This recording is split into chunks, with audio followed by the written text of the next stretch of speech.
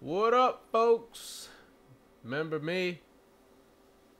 It's Louis Dewey, the YouTube preacher, prophet, apologist, evangelist, every other little thing. I haven't really reached out to many of you. I haven't done a video in a long time because some revelations have come to pass, have come to my knowledge here. Basically, just so I can tease you and keep you watching, I believe that I've identified who the Antichrist is. Antichrist or false prophet. I'm not sure if he's going to take any political steps. I'm still not sure of my own biblical interpretations whether the Antichrist is a government group or whether it is one man. Most likely it's one man, but anyhow, so that's what I'm going to lead up to.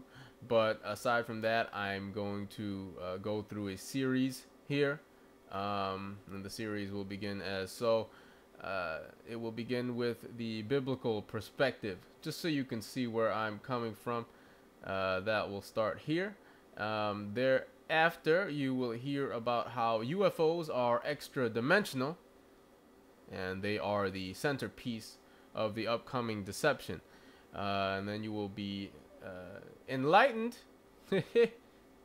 pun intended, regarding the Freemasons, Illuminati, the UFO connection there, as well as their connection with the ancients, Sumerians, the Aztecs, Egyptians, Atlantis, and throw in some Catholics in there too. And next, you'll have a quick one about the characteristics of the Antichrist, or Satan 101, if you will. A lot of misconceptions that I'm seeing, popularized by works of fiction and just tradition, non-scripturally based tradition, the worst kind, of course. And thereafter, you will find out about the prerequisites for Armageddon or the rapture. Either one you believe, I'll give you my view. But these are just a few things that need to happen before those things happen. It's pretty clear in the Bible too. Don't know why no one talks about it. And then we're gonna have the Maitreya and the Antichrist parallels. You'll find that the Maitreya fulfills this, and this, and doesn't seem to fulfill the Antichrist, teachings in the Bible, but he does. And of course, he's not gonna promote that he does fulfill all the Antichrist portions. And and then I'll save the best for last, who the Antichrist is, and how to protect you, your friends, family, and brothers and sisters in the body from the upcoming deception. Sound crazy?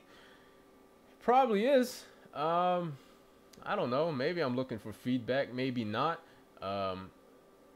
I've looked online to see if anyone else has come to this conclusion, and folks follow a line of logic that makes sense, and then they always seem to stop short. I'm not sure if it's because those who have come out and said who this Antichrist is are dead, or no one's figured it out yet. So, hey, I feel privileged if it is me, and if it isn't the guy who I'm saying it's gonna be, it's probably gonna happen a whole lot like what I'm gonna say is gonna happen, or at least there'll be some new things that you'll be enlightened about that you never even considered. All right, so let's begin here with the biblical perspective.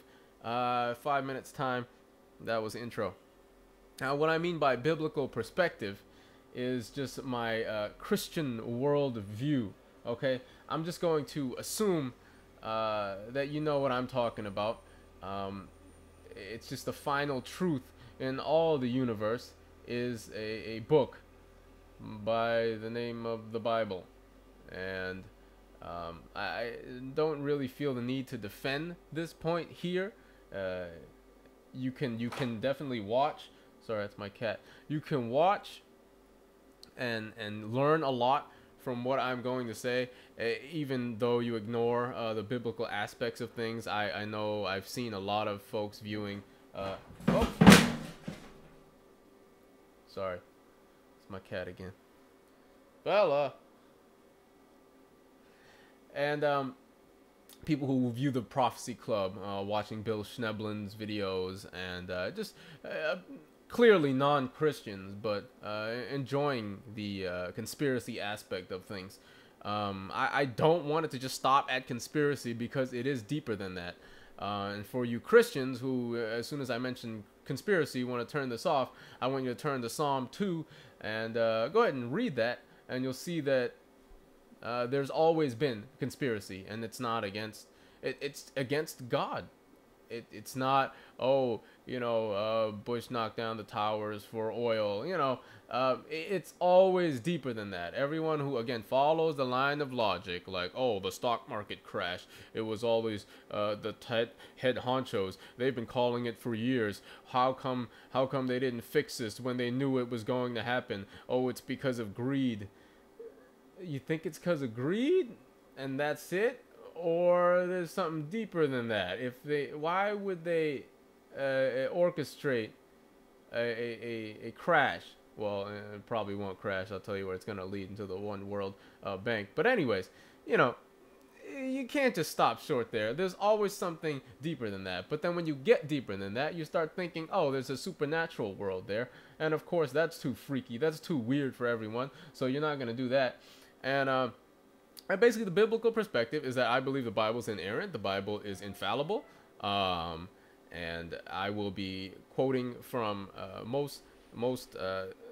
it'll be the New King James or the King James. I take the New King James with a grain of salt. In other words, I skip the footnotes. As far as all the new manuscript evidence and things like that, you can look into that yourself. The defense of the King James Bible. And just the numerous passages that have been left out because the so-called better manuscripts, just because they're older, did not have such passages as, for example, Mark 16, with, you know, all the crazy snake handling and drinking poison and all that stuff, and just other really important passages that nail down the importance of Scripture and their infallibility and their being equal to the Trinity. You know, Jesus was the Word. You know, they didn't call him the Word because that was a cool nickname. Word, man. You know, he is the Word. There's an exact parallel. They're just, he is that, just the way he's the way, the truth, and the life. He is the Word. So there's something deeper there. And I think some twisted things, and if you look back into the connection with the Alexandrian texts and the Gnostic influences of the area where these manuscripts came from, and also the numerous contradictions within the manuscript. So to call it more reliable just because it dated to be older is just don't jump too fast on that. Look into this, and you'll see what I'm talking about. And also another point I'd like to make too is just so many little just strange things in the NIV. Do you know that if you like to defend God against me, if I was still an atheist, I could prove that rape is okay using the NIV? Just one of many things. Really, it just degrades the Trinity, and that's that. Okay, now let's so that's a biblical perspective, and that's my intro just to get you teased. Keep watching. I got some more videos to come very shortly, and yeah, all right, word to mother. Hope to see you soon.